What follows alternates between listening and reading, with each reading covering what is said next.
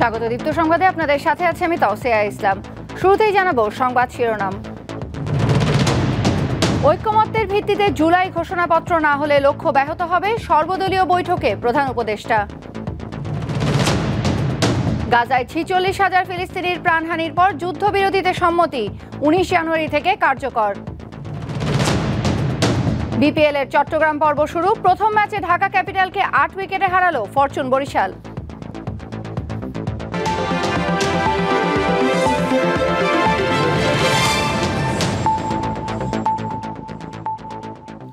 জুলাই বিপ্লবের ঘোষণাপত্র নিয়ে রাজনৈতিক দলগুলোর সঙ্গে বৈঠক করেছে অন্তর্বর্তী সরকার। প্রধান উপদেষ্টা ডক্টর মোহাম্মদ ইউনূসের সঙ্গে বৈঠকে অংশ নেন বিভিন্ন রাজনৈতিক দলের নেতা ও অন্যান্য অংশীজন। রাজধানীর ফরেন সার্ভিস একাডেমিতে বিকেল ৪টায় শুরু হয় বৈঠক। এতে সরকারের কয়েকজন উপদেষ্টা উপস্থিত ছিলেন। বৈঠকে বিএনপি, জামাতে ইসলামী, এবি পার্টি, ইসলামী আন্দোলন বাংলাদেশ, গণতন্ত্র মঞ্চ, গণ অধিকার পরিষদ এবং নাগরিক কমিটি সহ বিভিন্ন রাজনৈতিক জোট, দল ও সংগঠনের নেতারা অংশ নেন। বিএনপির প্রতিনিধি হিসেবে বৈঠকে অংশ নেন দলটির স্থায়ী কমিটির সদস্য সালাউদ্দিন আহমেদ।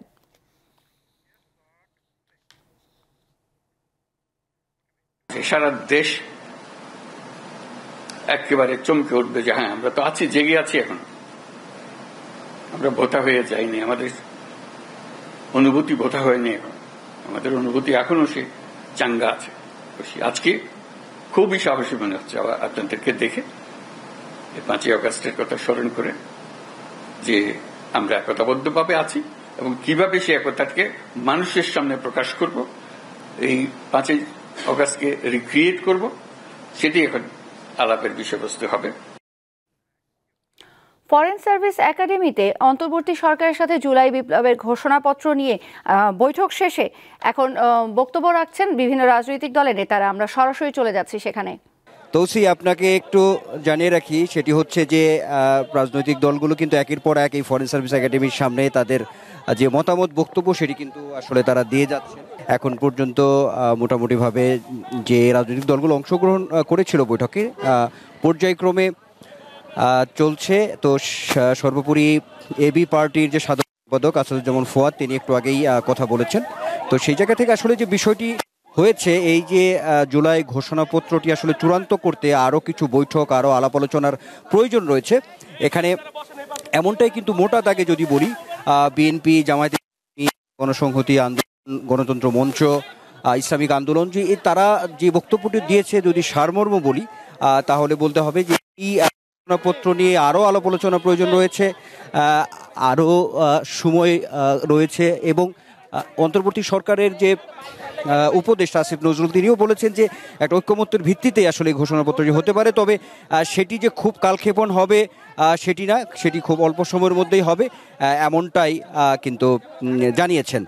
তো তৌসি, এখান থেকে এখন আমরা যদি বলি তাহলে নাগরিক কমিটি যে আছে, তো নাগরিক কমিটি তাদের মতামত এখন পেশ করছেন। আমরা বলতে পারি মোটামুটি আজকের যে বৈঠকের একদম সর্বোপরি শেষ পর্যায়ে এই নাগরিক কমিটির আসলে বক্তব্যটি এখন এখানে আছে। তৌসিয়া, রাজধানীর ফরেন সার্ভিস একাডেমি থেকে জানাচ্ছিলেন সহকর্মী আনোয়ার হোসেন। ১৭ বছর পর কারাগার থেকে মুক্তি পেলেন সাবেক স্বরাষ্ট্র প্রতিমন্ত্রী লুৎফুজ্জামান বাবর। বৃহস্পতিবার দুপুর ১:৩০ কেরানীগঞ্জের ঢাকা কেন্দ্রীয় কারাগার থেকে বের হন তিনি। এ সময় কর্মী সমর্থকদের ভালোবাসায় সিক্ত হন বাবর। ২০০৭ সালের ২৮ মে আটক হন লুৎফুজ্জামান বাবর। এরপর বিভিন্ন মামলায় তার দণ্ড হয়। মঙ্গলবার চট্টগ্রামের আলোচিত ১০ ট্রাক অস্ত্র চোরাচালানের ঘটনায় অস্ত্র আইনে করা পৃথক মামলায় যাবজ্জীবন কারাদণ্ডের দায় থেকে খালাস পান লুৎফুজ্জামান বাবর। এছাড়াও গত বছরের ৫ আগস্ট ছাত্র জনতার অভ্যুত্থানে আওয়ামী লীগের সরকার পতন হওয়ার পর অন্যান্য মামলার আপিল শুনানি শেষে একে একে খালাস পান তিনি।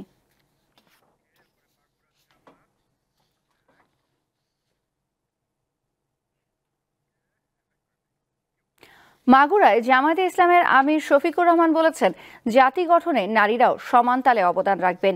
বৃহস্পতিবার সকালে ঐতিহাসিক নোমানী ময়দানে অনুষ্ঠিত সম্মেলনে যোগ দিয়ে তিনি বলেন, নারীদের মধ্যে যারা পেশাগত দায়িত্ব পালন করবেন তাদের সম্মান ও নিরাপত্তা নিশ্চিত করতে হবে।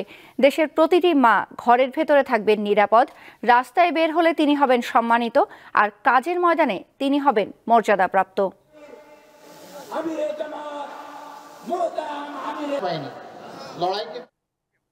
ভারত শেখ হাসিনার পতন মানতে না পেরে নানা অপপ্রচার ও ষড়যন্ত্র করছে। বৃহস্পতিবার রাজধানীর মধ্য বাড্ডায় জুলাই আগস্টের ছাত্র জনতার আন্দোলনের শহীদ পরিবারের সঙ্গে সাক্ষাতে একথা জানান বিএনপির জ্যেষ্ঠ যুগ্ম মহাসচিব রুহুল কবির রিজভী আহমেদ। তিনি বলেন, শেখ হাসিনা সব আইনকে পদদলিত করে দেশের সব গণতান্ত্রিক স্তম্ভগুলো ধ্বংস করে দিয়েছেন। ফ্যাসিস্ট শেখ হাসিনা যেসব প্রতিষ্ঠান ধ্বংস করেছে সেগুলো পুনর্গঠন করতে হবে। একটি সুষ্ঠু নির্বাচন দিয়ে নির্বাচিত সরকারের কাছে ক্ষমতা হস্তান্তরের দাবিও জানান রিজভী।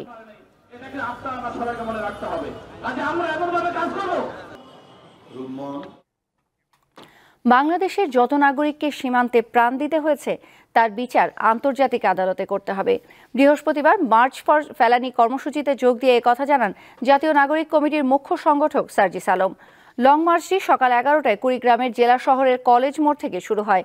এ সময় ফেলানি হত্যাকাণ্ড সহ সীমান্তের সকল নাগরিক হত্যার বিচার, সীমান্তে মরণঘাতী অস্ত্র বন্ধ, ফেলানির নামে কুড়িগ্রাম কৃষি বিশ্ববিদ্যালয়ের আবাসিক ভবনের নামকরণ, নতজানু পররাষ্ট্রনীতি বাতিল করে সাম্যের ভিত্তিতে পররাষ্ট্রনীতি গ্রহণ ও কুড়িগ্রামের চরের জীবন জীবিকা উন্নয়নে নদী সংস্কারের 5 দফার দাবি জানান সার্জিস আলম।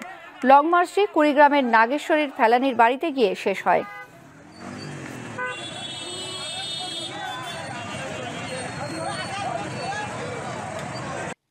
সরকারি চাকরিতে প্রবেশের বয়স 35 করার দাবিতে 20 জানুয়ারি শাহবাগে মহাসমাবেশ করার ঘোষণা দিয়েছে চাকরি প্রত্যাশীরা। দুপুরে ঢাকা বিশ্ববিদ্যালয়ের মধুর ক্যান্টিনের সংবাদ সম্মেলনে এ ঘোষণা দেওয়া হয়। চাকরি প্রত্যাশীরা জানান, 1 যুগ ধরে বয়স বাড়ানোর দাবিতে আন্দোলন করে আসছেন, কিন্তু সুরাহা হচ্ছে না। সংস্কার কমিশনও সরকারি চাকরিতে প্রবেশের বয়স পুরুষদের 35 এবং নারীদের 37 করার জন্য সুপারিশ করেছিল, কিন্তু সরকার 32 বছর করেছে। এই সিদ্ধান্তকে বৈষম্যমূলক বলে অভিযোগ চাকরি প্রত্যাশীদের। তাদের দাবি না মানা পর্যন্ত রাজপথে থাকবেন তারা। বয়স 35 না করে কেন 32 করা হয়েছে তারও ব্যাখ্যা চাওয়া হয় সংবাদ সম্মেলনে।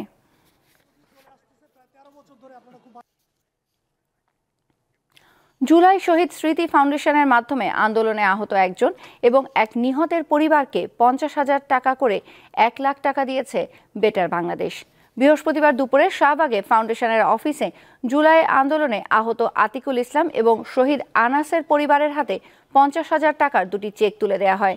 বেটার বাংলাদেশের প্রতিষ্ঠাকালীন সদস্য মাসুম পাটোয়ারি এবং রশিদুর রহমান মিন্টুর পক্ষে এ চেক তুলে দেন আরেক সদস্য খালেদা বেগম। এ সময় উপস্থিত ছিলেন জুলাই শহীদ স্মৃতি ফাউন্ডেশনের সিইও মীর মাহবুবুর রহমান স্নিগ্ধ।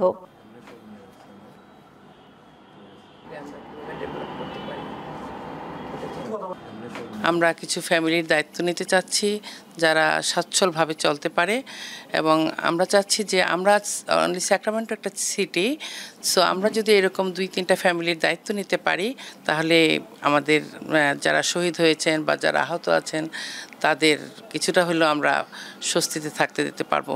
আমরা আশা রাখি এই বেটার বাংলাদেশের মতন সংস্থা যেগুলো দেশে এবং বিদেশে কাজ করছে তারা সকলেই এর থেকে অনুপ্রেরণা নিয়ে এগিয়ে আসবে এবং জুলাই শহীদ স্মৃতি ফাউন্ডেশনের মাধ্যমে এই শহীদ পরিবার এবং আহত পরিবারদের পাশে এসে দাঁড়াবে। দেশের বাইরের খবর। 15 মাসে নজিরবিহীন হামলায় 46,000 ফিলিস্তিনির প্রাণহানির পর যুদ্ধবিরতিতে সম্মত হয়েছে ইসরায়েল ও হামাস। কাতারের দোহায় স্থানীয় সময় বুধবার যুদ্ধবিরতির চুক্তিতে দুই পক্ষ ঐকমত্যে পৌঁছায়, যা কার্যকর হবে 19 জানুয়ারি থেকে। তবে এখনও গাজায় ইসরায়েলি বর্বরতা অব্যাহত রয়েছে। 15 মাসের নজিরবিহীন হামলায় 46,000 ফিলিস্তিনির প্রাণহানি, তাই এ আনন্দ যেন আর বাঁধ মানছে না। একের পর এক বৈঠক, বিশ্ব নেতাদের কথার লড়াই আর আশ্বাসের ফুলঝুরি, এরপরও হতাশাই ছিল যেন সঙ্গী। তবে এবার ব্যর্থতার বৃত্ত ভেঙে উকি দিল আশার আলো। আগামী রোববার থেকে কার্যকর হবে ইসরায়েল ও হামাসের মধ্যে যুদ্ধবিরতি।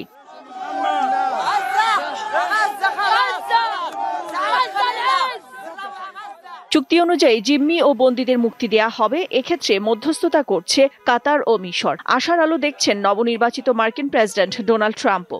আর বাইডেন প্রশাসন জানিয়েছে শান্তি ফেরাতে কাজ চলছে দলবদ্ধভাবে। স্থানীয় সময় বুধবার কাতারের প্রধানমন্ত্রী শেখ মোহাম্মদ বিন আব্দুল রহমান বিন জসিম আল থানি সংবাদ সম্মেলনে জানান, চুক্তি অনুযায়ী প্রথম ধাপে 6 সপ্তাহের মধ্যে বেশ কয়েকজন বন্দীকে মুক্তি দেওয়ার পাশাপাশি গাজা থেকে ইসরায়েলি সেনা প্রত্যাহার করা হবে। 15 মাসের এই ভয়াবহ যুদ্ধ বন্ধ হওয়ার খবরে সর্বস্ব হারানো গাজাবাসী উল্লাসে ফেটে পড়েন। যুদ্ধে অবরুদ্ধ উপত্যকাটির প্রায় প্রতিটি পরিবারের এক বা একাধিক সদস্য প্রাণ হারিয়েছেন। এই আনন্দ বলে বোঝানো যাবে না। গাজায় এমন কোনো পরিবার নেই যারা এক বা একাধিক সদস্যকে হারায়নি। অনেক পরিবার নির্বংশ হয়েছে, তাই গাজার জন্য এই এক বিরাট জয়। এ জয় পুরো ফিলিস্তিনের। আমরা আমাদের পরিবারের সদস্য হারিয়েছি, শুধু তাই নয়, আমাদের নেতারা শহীদ হয়েছেন দীর্ঘ এ যুদ্ধে। তাই আজ এ বাঁধ ভাঙা আনন্দ। আনন্দের বন্যা বইছে তেল আবিবেও। হারানো স্বজনকে একটু দেখার সম্ভাবনা তৈরি হওয়ায় খুশিতে রাস্তায় নেমে আসেন হাজার হাজার ইহুদি। গাজায় যুদ্ধবিরতি চুক্তি আরও আগে দরকার ছিল বলে মত প্রকাশ করেছেন বিশ্ব নেতারা। তবে দেরিতে হলেও শেষ পর্যন্ত হয়েছে, এতেই স্বস্তি প্রকাশ করেছেন তারা।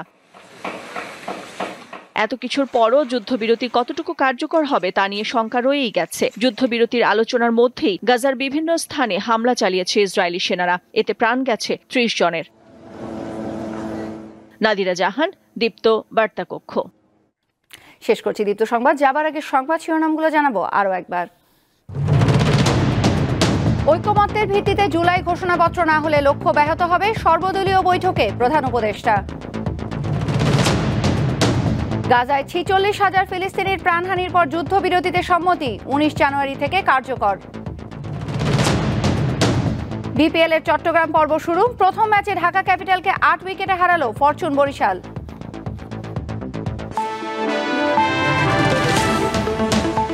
এই ছিল এখনকার মতো আমাদের পরের সংবাদ রাত 11টায় দেখার আমন্ত্রণ রইল। এছাড়া অনলাইনে আরো নতুন নতুন তথ্য পেতে যুক্ত থাকুন দীপ্তর ডিজিটাল প্ল্যাটফর্মগুলোতে।